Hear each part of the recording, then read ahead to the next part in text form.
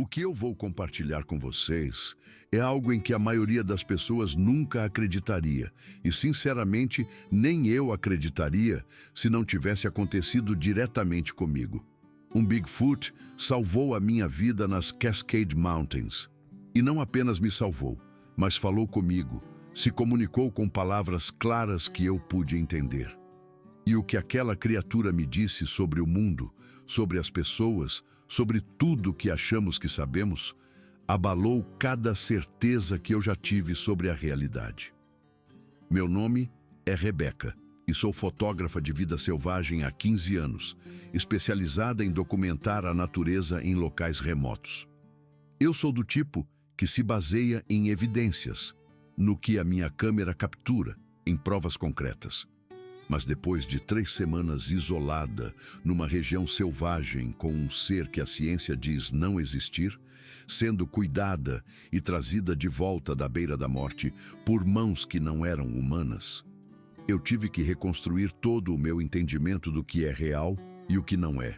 Tudo começou durante uma expedição solo no início de outubro. As montanhas estavam exibindo seu show anual, os bordos ganhando tons brilhantes de laranja e carmesim, enquanto os pinheiros permaneciam escuros e antigos contra a paisagem em transformação. O ar, naquela época do ano, tem uma qualidade difícil de descrever. É nítido e puro, carregando o cheiro de folhas em decomposição e do inverno que se aproxima. Eu estava no 4º dia de uma viagem de 10, documentando os padrões de migração dos alces por um vale particularmente remoto que poucas pessoas visitam. O terreno naquela região é implacável, cheio de encostas íngremes cobertas de cascalho, cumes estreitos com quedas de ambos os lados e travessias de riachos que podem ir da altura do tornozelo à do peito, dependendo das chuvas recentes. Eu estava caminhando desde antes do amanhecer naquela manhã, tentando chegar a uma campina específica onde tinha visto alces se reunindo numa expedição anterior. A rota exigia atravessar uma série de afloramentos rochosos e eu estava me movendo com cuidado, testando cada ponto de apoio antes de colocar meu peso. Minha mochila de equipamentos fotográficos estava pesada nas costas, provavelmente mais do que deveria. Mas eu tinha trazido lentes e equipamentos extras, porque a luz naquele vale, durante o outono, é algo especial. Aquele tipo de qualidade dourada que faz cada foto parecer uma pintura.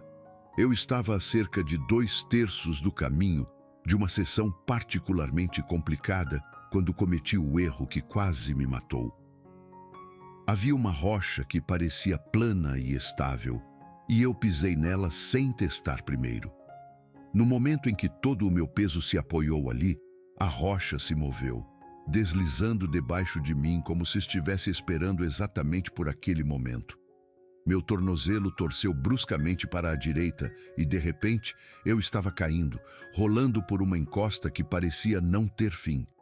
Agarrei-me a arbustos e pedras enquanto caía, mas nada me segurou. Minha mochila de equipamentos estava desequilibrando meu corpo, tornando cada giro mais violento que o anterior. A queda terminou abruptamente quando bati numa rocha no fundo de um pequeno desfiladeiro. Ouvi algo estalar. Senti uma explosão de dor na minha perna esquerda tão intensa que minha visão ficou completamente branca. Fiquei ali, ofegante, incapaz de processar qualquer coisa exceto a agonia que irradiava da parte inferior do meu corpo. Quando o choque inicial diminuiu o suficiente para eu conseguir pensar, tentei avaliar minha situação. Minha perna esquerda estava claramente quebrada. O osso havia se partido na metade do caminho entre o joelho e o tornozelo, e eu podia ver o ângulo anormal mesmo através da calça. Meu tornozelo direito estava inchando rapidamente, provavelmente uma torção grave, talvez fraturado também. Eu havia caído num desfiladeiro estreito, talvez uns 4,5 metros abaixo da travessia que tentava fazer, com paredes de rocha íngremes de ambos os lados e um pequeno riacho correndo no fundo. Consegui tirar meu telefone via satélite do bolso do colete, mas a tela estava rachada. o aparelho completamente morto pelo impacto. Meu rádio reserva estava na mochila, que se rasgou durante a queda, espalhando seu conteúdo pelas rochas. Eu podia ver o rádio a uns 6 metros de distância, preso entre duas pedras. 6 metros poderiam muito bem ser 6 quilômetros, dada a minha condição. Mover minha perna esquerda, mesmo que minimamente, causava ondas de dor que me davam náuseas. Meu tornozelo direito não suportava peso algum. Eu estava presa no fundo de um desfiladeiro em uma das áreas mais remotas das Cascades, sem ter como pedir ajuda e sem ter como me mover. A primeira coisa que fiz foi tentar me acalmar e pensar logicamente. O pânico me mataria mais rápido que os ferimentos. Fiz um inventário do que eu tinha ao meu alcance. Minha mochila de equipamentos fotográficos permaneceu presa a mim, o que significava que eu tinha algumas barras de proteína, uma pequena garrafa de água e meu kit de primeiros socorros de emergência. Não era muito, mas era alguma coisa. Arrastei-me em direção ao riacho, usando os braços para puxar meu corpo pelo chão rochoso, mantendo as pernas o mais imóveis possível. Cada movimento era uma agonia, mas eu precisava de água e precisava limpar os cortes e arranhões que acumulei durante a queda. Levei provavelmente 45 minutos para cobrir os 3 metros até o riacho. Quando cheguei, eu tremia de dor e exaustão. Enchi minha garrafa e bebi profundamente. Depois, usei um pouco da água para lavar o sangue das minhas mãos e do rosto. Meu kit de primeiros socorros tinha alguns suprimentos básicos: gaze, lenços antissépticos, alguns curativos, analgésicos. Tomei 3 comprimidos de ibuprofeno, sabendo que não fariam nem cócegas na dor de uma perna quebrada, mas esperando que ajudassem com a inflamação. O sol começava a se pôr atrás do cume e a temperatura no desfiladeiro caía rapidamente. Desfiladeiros nas montanhas perdem calor depressa assim que o sol desaparece. As paredes de rocha, que fornecem sombra durante o dia, se tornam radiadores frios à noite. Eu precisava de abrigo, precisava sair da rocha nua antes de perder muito calor corporal. Havia uma pequena saliência rochosa, uns 4,5 metros rio acima, um lugar onde a parede de pedra se projetava o suficiente para oferecer alguma proteção contra os elementos. Chegar lá parecia impossível, mas ficar onde eu estava significava hipotermia certa. Comecei o processo agonizante de me arrastar rio acima, usando os braços para puxar meu corpo pelas rochas escorregadias, enquanto tentava manter minha perna quebrada e imobilizada. A dor era constante e avassaladora, uma lança em brasa que subia pela minha perna a cada pequeno movimento.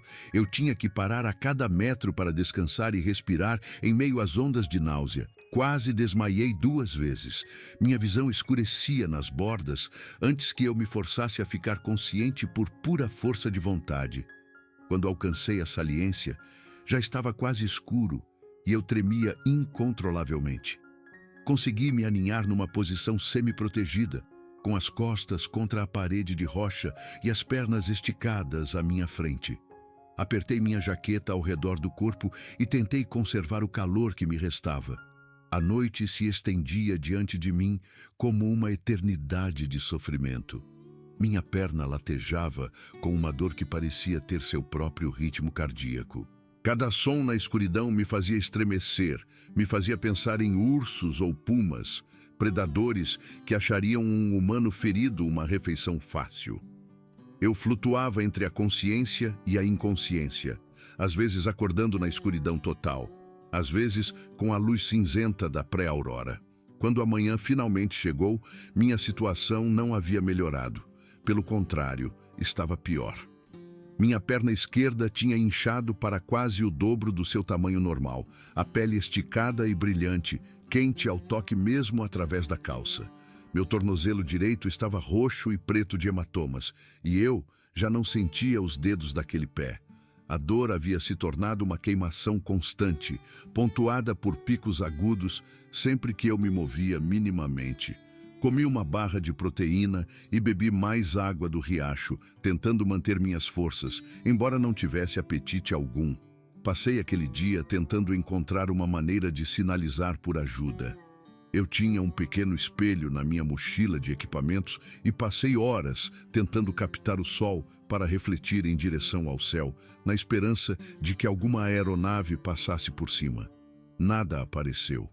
Tentei gritar por ajuda, até minha garganta ficar em carne viva, mas o desfiladeiro engolia minha voz, contendo o som entre suas paredes de rocha. Conforme a segunda noite se aproximava, comecei a aceitar que poderia morrer ali. Meu contato de emergência não esperaria notícias minhas por mais uma semana, e mesmo assim, provavelmente, esperariam 1 ou 2 dias antes de dar o alarme. Quando alguém começasse a me procurar, eu provavelmente já estaria morta por hipotermia, desidratação ou infecção dos meus ferimentos. Foi naquela segunda noite que ouvi os passos pela primeira vez. Vinham de algum lugar acima do desfiladeiro, pesados e deliberados, pesados demais para um cervo, rítmicos demais para um urso. Ursos se arrastam e vagueiam. Esses passos tinham um propósito, uma direção. Fiquei deitada no meu pequeno abrigo, mal respirando, ouvindo enquanto o que quer que estivesse lá em cima se movia pela borda do desfiladeiro.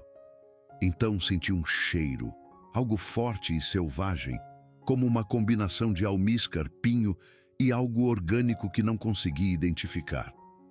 Os passos pararam quase diretamente acima de mim.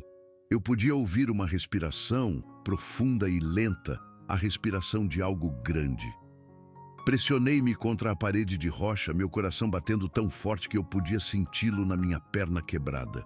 Então o som se dissipou, os passos se afastando pela floresta, e eu estava sozinha novamente.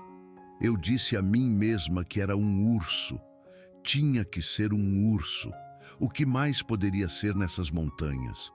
Mas os passos não pareciam de urso, eram firmes e compassados demais, e aquele cheiro... Eu já tinha encontrado ursos antes durante meu trabalho fotográfico, conhecia o cheiro particular deles e não era aquele, era outra coisa. Não dormi muito o resto daquela noite, cada nervo do meu corpo em alerta máximo, apesar da minha exaustão. O terceiro dia trouxe chuva, uma garoa fria e constante que deixou as rochas escorregadias e encheu o riacho até um nível torrencial. Minha pequena saliência oferecia alguma proteção, mas ainda assim me molhei. E com a chuva veio uma queda na temperatura que me fez tremer em poucas horas. Minha perna estava piorando, o inchaço se espalhando em direção ao joelho, a pele adquirindo um tom avermelhado que indicava infecção. Sem tratamento médico adequado, eu poderia perder a perna, mesmo que sobrevivesse o suficiente para ser resgatada. A infecção poderia se espalhar para a minha corrente sanguínea e me matar de qualquer maneira. Naquela tarde, ouvi os passos novamente. Vinham da mesma direção de antes, movendo-se ao longo da borda do desfiladeiro. Mas desta vez, eles pararam em um ponto diferente, em algum lugar atrás de mim e à esquerda. Virei a cabeça lentamente, tentando ver através da chuva, e foi quando a vi. Ela estava parada na beira do desfiladeiro, talvez uns 9 metros acima de mim, olhando para baixo. A chuva caía ao seu redor em cortinas, mas ela não parecia notar, parada ali como uma estátua esculpida da própria montanha. Mesmo através da chuva, eu podia ver que ela era enorme, facilmente com 2,40 metros de altura, talvez mais. Seu corpo era coberto por um pelo escuro, um marrom tão profundo que era quase preto, emaranhado e molhado pela chuva.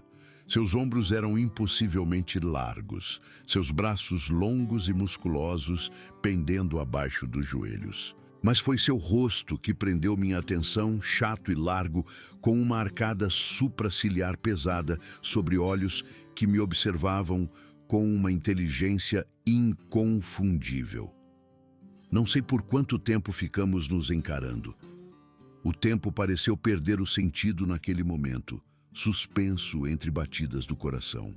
Ela inclinou a cabeça ligeiramente, me estudando da mesma forma que eu estudaria um pássaro particularmente interessante, através da lente da minha câmera.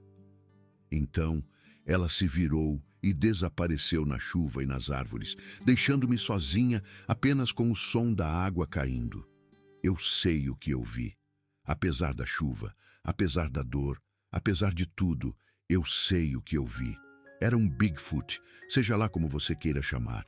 Uma criatura que a ciência diz não existir, parada ali, me observando com olhos que continham mais consciência do que qualquer animal que eu já fotografei. Minha mente racional tentou rejeitar, tentou encontrar explicações alternativas, mas não havia nada que se encaixasse. Um urso não fica em pé daquele jeito, não tem aquele rosto, não se move com aquele tipo de graça deliberada. Uma pessoa fantasiada não estaria neste lugar remoto durante uma tempestade. O que eu vi era real. A chuva continuou durante a noite e até a manhã seguinte. Eu estava em péssimo estado a essa altura, tremendo constantemente, meus pensamentos se tornando nebulosos e confusos. A infecção na minha perna estava se espalhando, com listras vermelhas subindo além do meu joelho. Eu estava ficando sem água, porque o riacho havia se tornado muito barrento para beber com segurança, e minha comida tinha acabado. Eu podia sentir meu corpo começando a desligar, os sistemas falhando um por um à medida que os recursos se esgotavam. Devo ter perdido a consciência em algum momento daquela manhã, porque a próxima coisa que me lembro é de acordar com a sensação de estar sendo movida. Braços fortes estavam me levantando, me aninhando contra algo quente e macio. O cheiro era avassalador, aquele mesmo cheiro de almíscar e pinho que eu havia detectado antes, mas agora misturado com algo quase reconfortante, como o cheiro de um casaco de inverno que foi guardado com lascas de cedro. Tentei abrir os olhos, mas minhas pálpebras pareciam impossivelmente pesadas.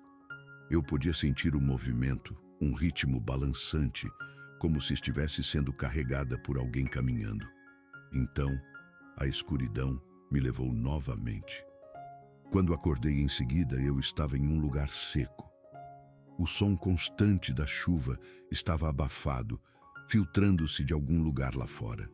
Eu estava deitada em algo macio, uma espécie de cama, e havia calor por perto. Um fogo crepitando em algum lugar à minha esquerda. Abri os olhos lentamente, com medo do que poderia ver, mas também fraca demais para me importar tanto quanto deveria. Eu estava em uma caverna. Esse foi meu primeiro pensamento coerente. As paredes ao meu redor eram de pedra bruta, curvas como o interior de uma cúpula, subindo até um teto a cerca de 3,5 metros de altura. A luz vinha de uma pequena fogueira, queimando em um buraco perto do centro da caverna. A fumaça subindo em direção a uma abertura natural no teto que servia de chaminé.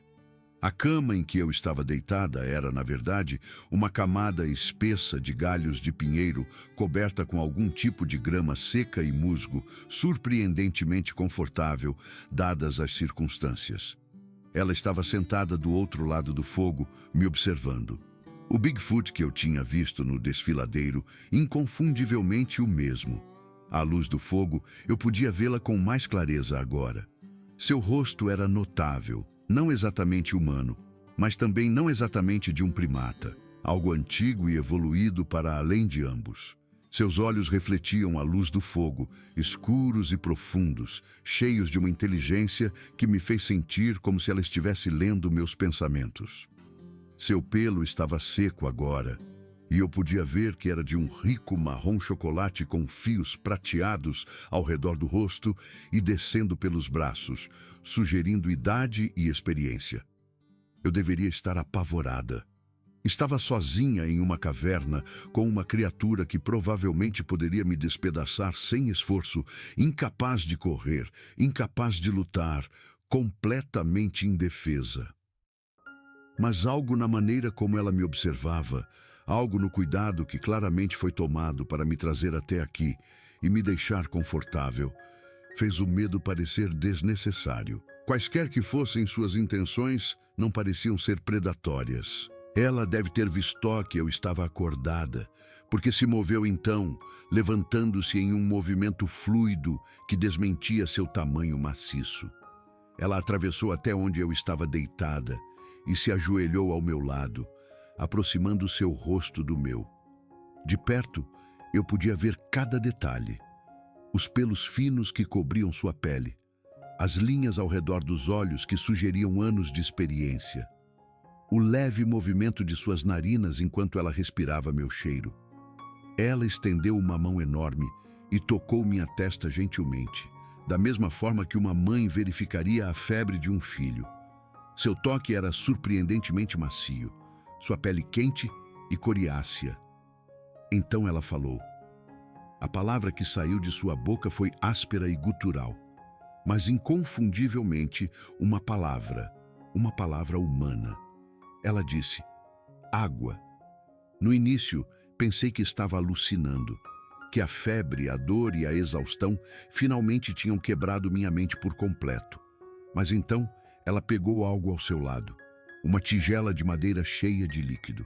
Ela me ajudou a sentar um pouco, apoiando minha cabeça com uma mão enorme, enquanto segurava a tigela nos meus lábios com a outra. A água era limpa e fria e tinha o gosto da coisa mais doce que eu já bebi. Depois que bebi o suficiente, ela me deitou de volta na cama de galhos e se afastou para cuidar do fogo. Fiquei ali tentando processar o que acabara de acontecer. Ela havia falado uma única palavra, mas uma palavra mesmo assim. Um Bigfoot olhou para mim, avaliou minhas necessidades e se comunicou usando a linguagem humana. Tudo o que eu pensava que sabia sobre o mundo, sobre a evolução, sobre as fronteiras entre humano e animal, foi subitamente colocado em questão. Nas horas seguintes, entrei e saí da consciência. Cada vez que eu acordava, ela estava lá, cuidando do fogo, sentada em silêncio me observando ou fazendo algo com plantas e ervas que eu não conseguia identificar direito. Em algum momento, ela veio examinar minha perna. Ela desenrolou o curativo tosco que eu havia feito dias antes e estudou a ferida com o que só posso descrever como interesse clínico. A infecção estava feia. Eu sabia disso sem precisar olhar. Podia sentir o calor irradiando da minha pele. Podia sentir o cheiro doce e enjoativo, que significava que as coisas estavam dando errado. Ela desapareceu por um tempo após aquele exame. Fiquei sozinha na caverna, observando o fogo diminuir, me perguntando se ela havia me abandonado.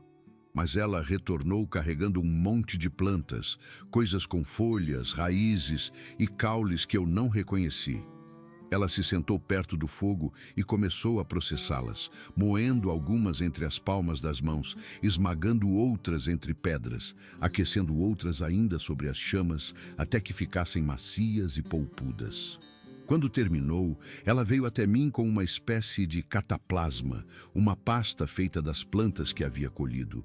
Ela aplicou na minha perna com uma delicadeza surpreendente, cobrindo o pior da infecção com a mistura verde e fresca.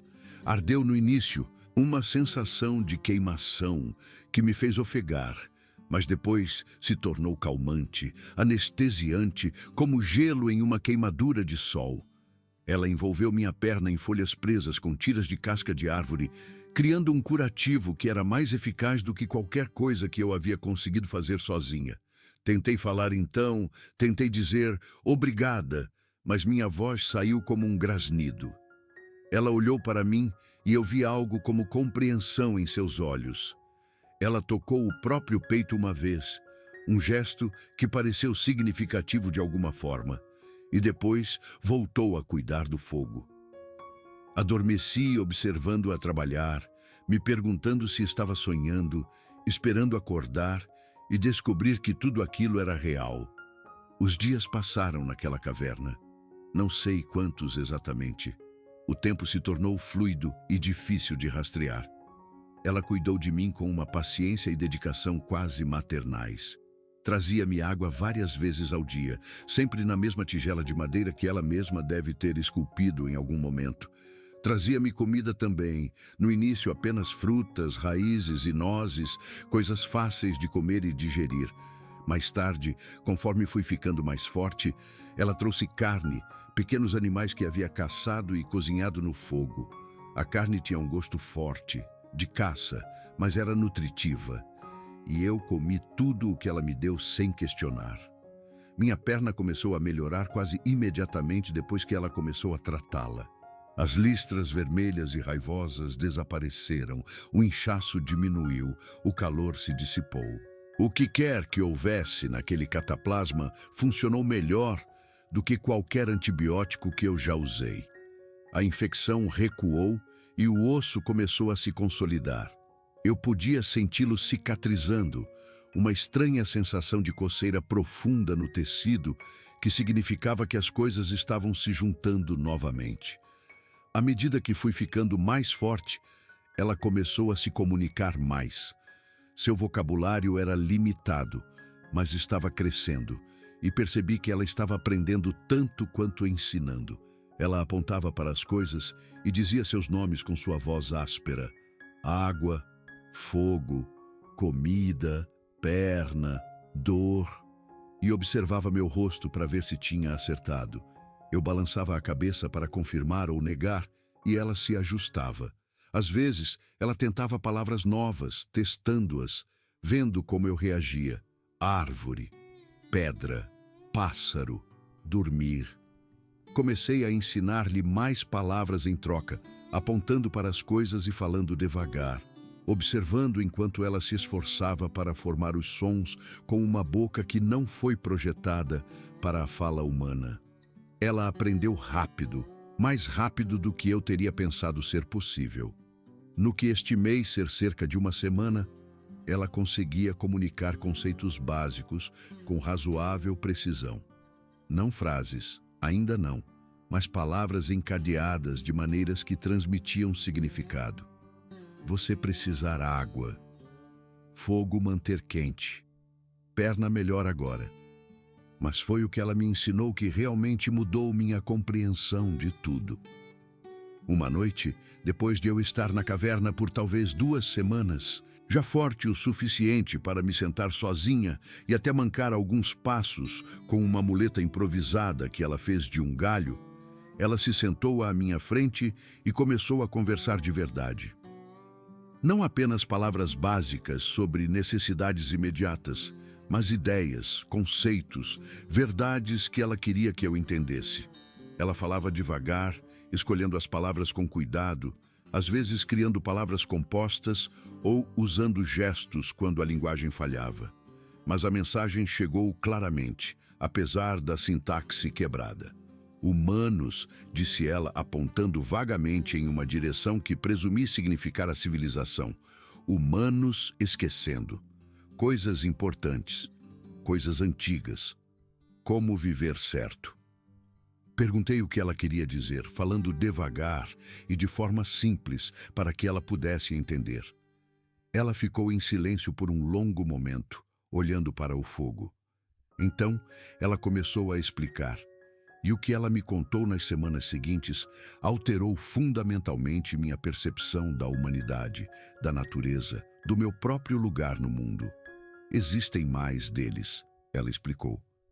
Mais de sua espécie, espalhados pelos lugares selvagens do mundo, em florestas profundas, montanhas remotas e vales escondidos.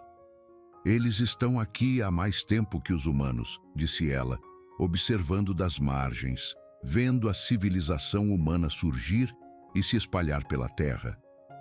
Eles se lembram de quando os humanos eram diferentes, quando vivíamos como parte da floresta, em vez de separados dela. Eles se lembram de quando entendíamos nosso lugar na teia da vida, quando pegávamos apenas o que precisávamos e devolvíamos o que podíamos. Ela me disse que seu povo, se posso chamá-los assim, tem um dever. Eles são cuidadores, guardiões dos lugares selvagens que restam. Eles mantêm o equilíbrio entre as espécies, incentivam a diversidade, protegem os ecossistemas antigos que os humanos modernos esqueceram em grande parte que existem. Eles entendem conexões que nossa ciência está apenas começando a compreender, relações entre plantas, animais, solo e água que abrangem séculos e criam resiliência contra as mudanças. Perguntei por que eles se escondem, por que não se revelam e tentam nos ajudar a entender. Ela me olhou com aqueles olhos profundos e inteligentes e disse algo que nunca esqueci.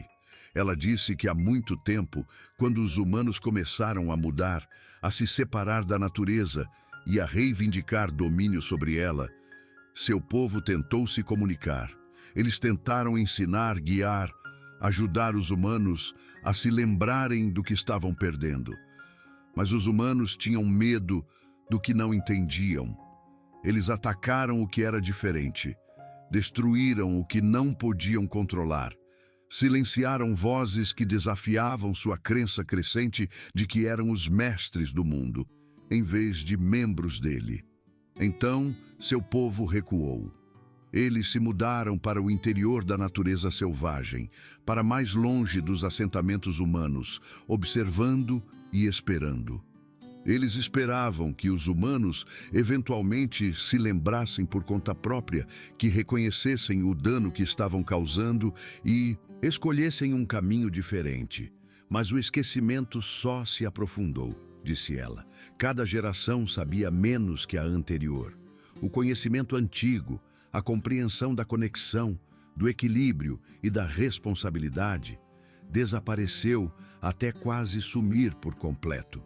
Ela me falou sobre as florestas, sobre como não são apenas coleções de árvores, mas comunidades vivas, redes de relacionamentos e trocas que abrangem montanhas inteiras.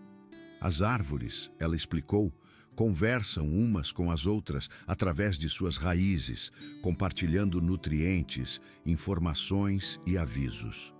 Os animais servem como mensageiros, carregando sementes e distribuindo nutrientes, seus movimentos coreografados por instintos que refletem milênios de evolução.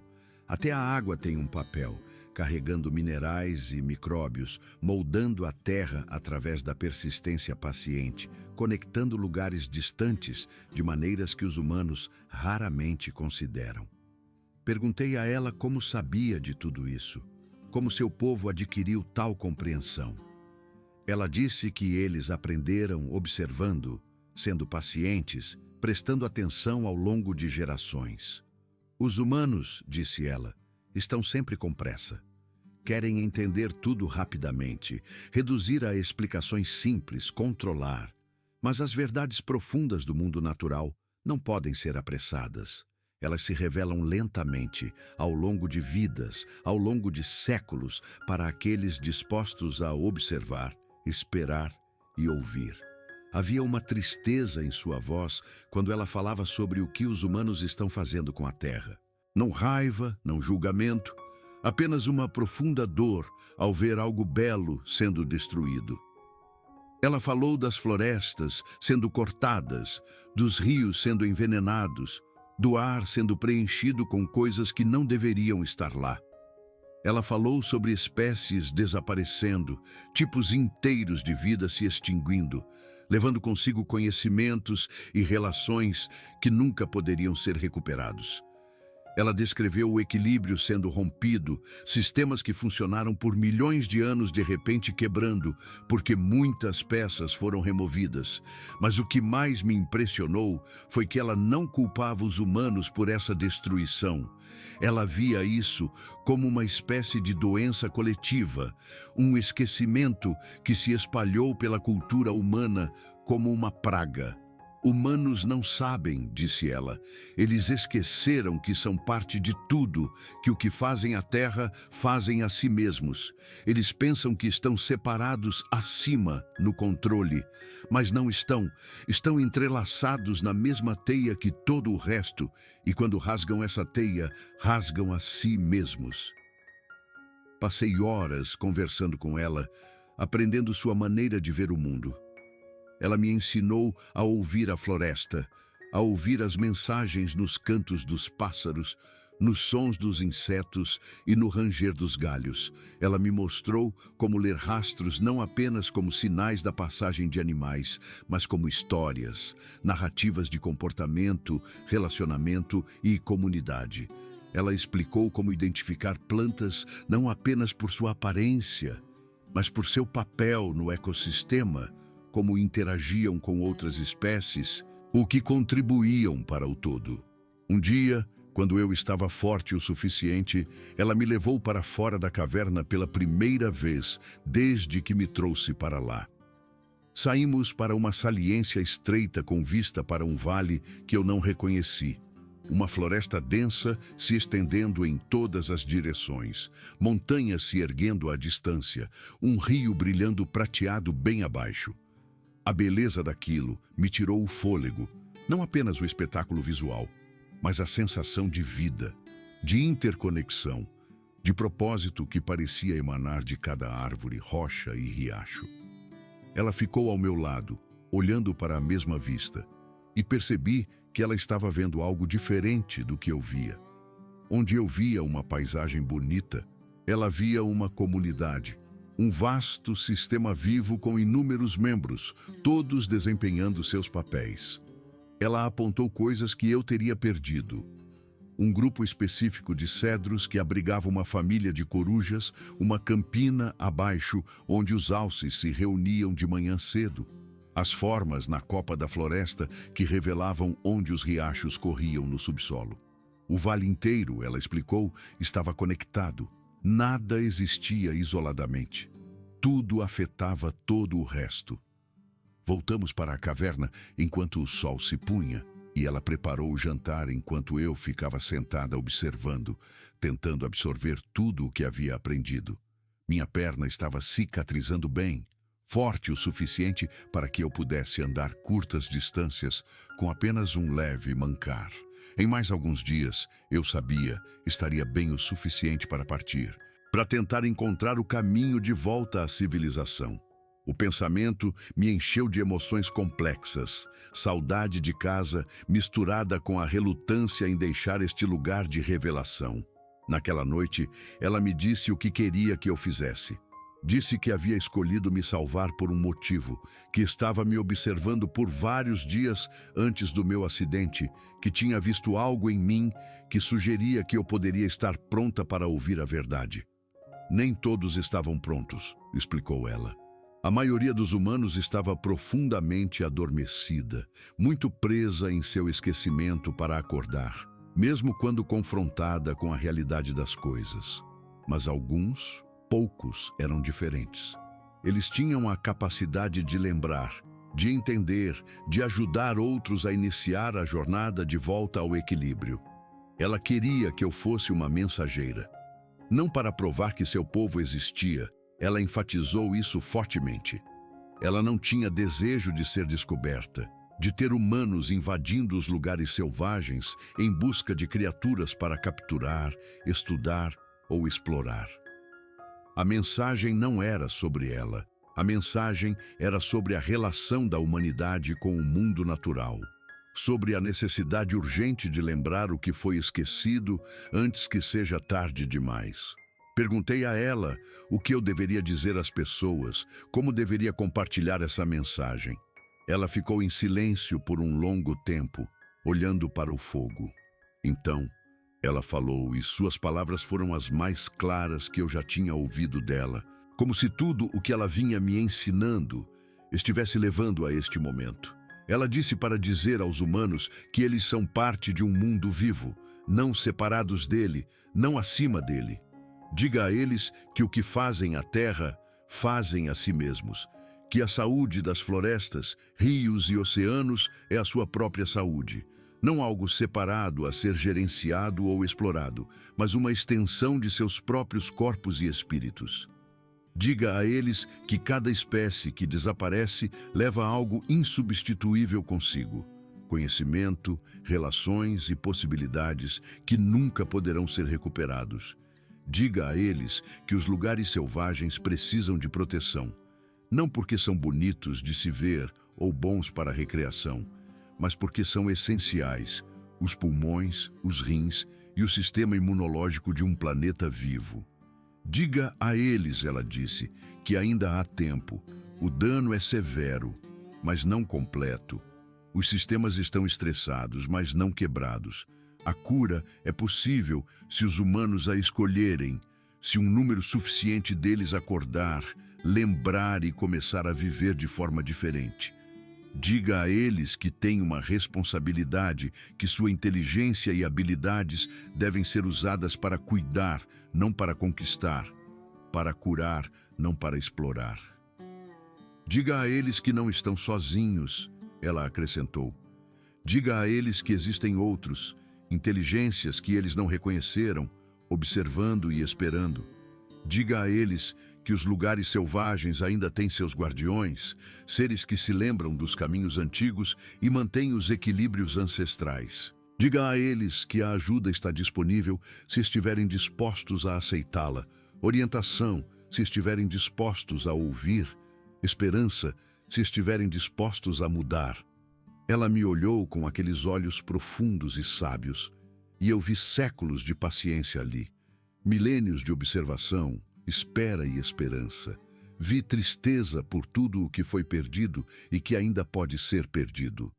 Mas também vi esperança, frágil, mas persistente, a mesma esperança que impulsiona as plantas a crescerem através do concreto e os animais a se adaptarem às condições em mudança e a vida a persistir contra todas as probabilidades. Perguntei se ela achava que os humanos iriam ouvir. Ela disse que não sabia. Disse que os humanos já surpreenderam seu povo antes, às vezes de maneiras terríveis e às vezes de maneiras belas. Os humanos têm a capacidade tanto para a grande destruição quanto para a grande cura, disse ela. Qual capacidade prevalece depende de escolhas. Escolhas individuais feitas por milhões de pessoas todos os dias. Cada escolha importa, ela enfatizou. Cada ato de lembrança, cada gesto em direção ao equilíbrio, cada decisão de pegar menos e dar mais. Tudo isso importa. O peso acumulado dessas escolhas determina o futuro. Na manhã seguinte, ela me guiou para fora da caverna e por uma série de trilhas que eu nunca teria encontrado sozinha. Caminhamos durante a maior parte do dia, parando para descansar quando minha perna precisava, compartilhando uma refeição simples de carne seca e frutas. No final da tarde, chegamos a um cume com vista para um vale que eu reconheci. O mesmo vale onde meu carro estava estacionado no início de uma trilha, cerca de 8 quilômetros abaixo. Ela parou na beira das árvores e olhou para mim, e eu percebi que era ali que nos separaríamos.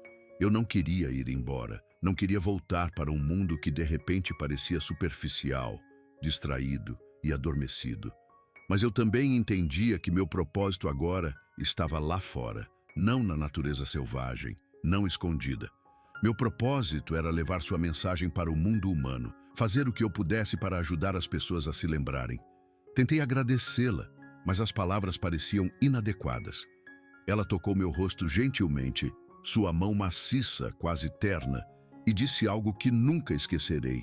Ela disse: "Você ensinar agora, ajudar humanos lembrar, nós observar, nós esperar, nós ter esperança."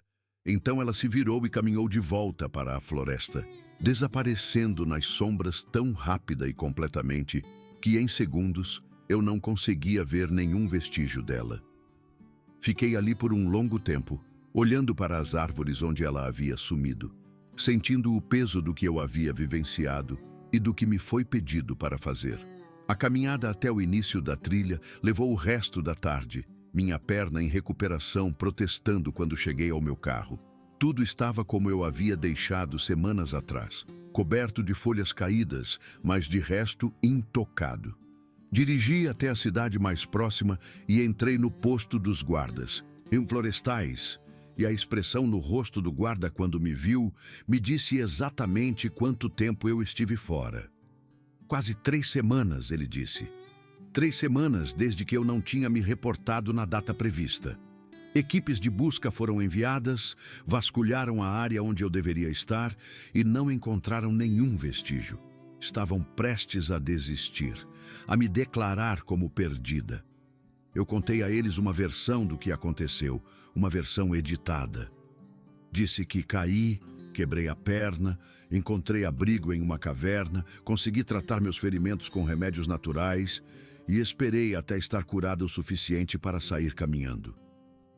Eles aceitaram essa explicação, mais ou menos, embora parecessem intrigados com o quão bem minha perna havia cicatrizado, dada a aparente gravidade da fratura.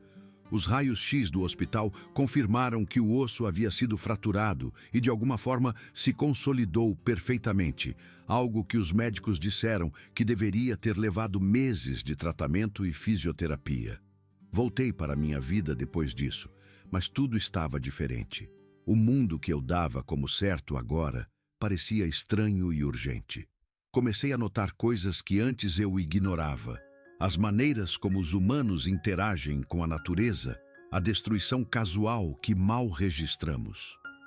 Eu via a desconexão em todos os lugares, na forma como as pessoas se moviam pelo mundo sem vê-lo, na forma como tratamos animais, plantas e ecossistemas como recursos, em vez de parentes. Comecei a mudar a forma como trabalhava. Minha fotografia sempre foi sobre capturar imagens belas da vida selvagem e da natureza. Mas agora eu entendia que poderia ser algo mais.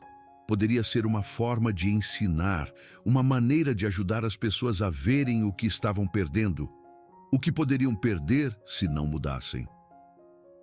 Comecei a incluir mais contexto em minhas apresentações, falando sobre ecossistemas, conexões e relacionamentos, tentando ajudar as pessoas a entenderem que os animais e paisagens em minhas fotos não eram apenas imagens bonitas, mas membros de uma comunidade à qual todos pertencemos. Também comecei a falar mais diretamente sobre conservação, sobre a necessidade urgente de proteger o que resta do mundo selvagem.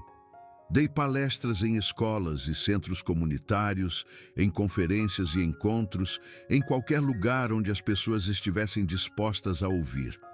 Falei sobre as florestas, os rios e os animais, sobre a teia de conexões que sustenta toda a vida, sobre o dano que está sendo feito e a cura que ainda é possível. Nunca mencionei o que realmente aconteceu comigo naquelas montanhas. Nunca falei do Bigfoot, da caverna ou das coisas que ela me ensinou. Como ela disse, a maioria das pessoas não está pronta para essa verdade. Elas a descartariam, a ridicularizariam, a usariam para minar todo o resto que eu estava tentando dizer. Mas a mensagem em si, a verdade central que ela queria que eu compartilhasse, isso eu podia contar. E descobri que as pessoas eram mais receptivas do que eu esperava. Algo está mudando na consciência humana, uma crescente percepção de que não podemos continuar vivendo como temos vivido, que a Terra tem limites e estamos nos aproximando deles. Mais pessoas estão fazendo perguntas, buscando alternativas, querendo ser parte da solução em vez do problema. As sementes da mudança estão brotando, lenta, mas seguramente. Hoje em dia, passo o máximo de tempo que posso na natureza selvagem, não apenas para fotografá-la, mas para fazer parte dela, para me lembrar do que aprendi naquela caverna. Desenvolvi uma sensibilidade que não tinha antes, uma capacidade de sentir a floresta ao meu redor de uma forma mais profunda. Noto coisas que outras pessoas não veem. Os sinais sutis de saúde e doença em um ecossistema, as histórias contadas por rastros, fezes e padrões de alimentação, a linguagem dos pássaros e insetos que estou lentamente aprendendo a entender. Às vezes, quando estou bem no interior, longe de trilhas e de outros humanos, sinto aquele cheiro. Almiscarado e selvagem, pinho e terra e algo unicamente outro. Sei que ela está por perto então, ou um de sua espécie, observando das sombras, verificando a humana que aprendeu a ouvir. Nunca os vejo nessas ocasiões. Eles são habilidosos demais para permanecerem escondidos. Mas sinto a presença deles, e isso é o suficiente. Isso me lembra que não estou sozinha neste trabalho, que há outros fazendo sua parte para manter o equilíbrio. Mudei toda a minha abordagem de estar no mundo. Vejo tudo de forma diferente agora. Quando caminho por uma floresta, não estou apenas me movendo por uma coleção de árvores. Estou passando por uma comunidade de seres interconectados, cada um desempenhando seu papel em um vasto sistema de troca e apoio. Quando encontro animais, não os vejo como criaturas separadas de mim, mas como parentes, companheiros de viagem neste planeta, membros da mesma família da vida. Quando olho para um rio, um oceano ou uma montanha, não vejo apenas paisagens, mas órgãos vitais no corpo da Terra, essenciais para a saúde de todo o resto. Eu me tornei o que ela me pediu para ser, uma ponte entre o mundo humano e o mundo selvagem. À minha pequena maneira, estou ensinando as pessoas a se lembrarem do que esqueceram, a verem o que ignoraram, a entenderem o que negligenciaram. É um trabalho lento, frustrante às vezes, muitas vezes parecendo fútil diante da destruição que continua ao nosso redor. Mas continuo porque me lembro do que ela me disse, que cada escolha importa, que o peso acumulado de muitas pequenas escolhas determina o futuro. A mensagem que me foi pedida para compartilhar é simples, mas profunda. Não estamos separados da natureza, somos parte dela, entrelaçados nela, dependentes dela. O que fazemos à terra, fazemos a nós mesmos. A saúde das florestas, rios e oceanos é a nossa própria saúde, não algo separado a ser gerenciado ou explorado. Cada espécie que desaparece leva algo insubstituível consigo. Os lugares selvagens precisam de proteção não porque são bonitos, mas porque são necessários. Temos a responsabilidade de ser cuidadores, não conquistadores, curadores, não exploradores. E ainda há tempo, se um número suficiente de nós acordar, lembrar e escolher de forma diferente. Isso é o que ela queria que eu compartilhasse. Essa é a verdade que aprendi durante aquelas semanas na natureza selvagem, quebrada e indefesa, cuidada por um ser que a ciência diz não existir. Não se trata de provar que os Bigfoots são reais, embora sejam. Não se trata de convencer os céticos ou produzir evidências para os cientistas debaterem. Trata-se da mensagem em si, da verdade sobre conexão, equilíbrio e responsabilidade que os humanos precisam desesperadamente se lembrar. Penso nela com frequência, minha professora, minha curandeira, minha guia. Penso na paciência que ela demonstrou, cuidando de uma estranha que pertencia a uma espécie que causou tanto dano ao mundo que ela protege. Penso na esperança que ela expressou, frágil, mas persistente, de que os humanos ainda possam escolher um caminho diferente.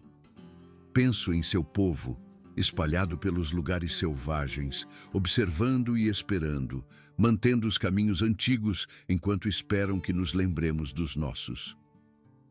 Nunca soube o nome dela, se é que seu povo usa nomes da maneira que nós usamos. Nunca soube onde exatamente eu estava durante aquelas semanas, sob seus cuidados. A caverna poderia estar em qualquer lugar naquelas montanhas, escondida em um labirinto de cumes e vales que eu não conseguiria navegar novamente, mesmo que tentasse. É assim que ela quer, eu sei. A sobrevivência de seu povo depende de permanecerem ocultos, de evitar a descoberta que traria humanos inundando seus últimos refúgios. Mas às vezes, tarde da noite, quando estou deitada na minha barraca sob as estrelas, sinto uma conexão que transcende a distância.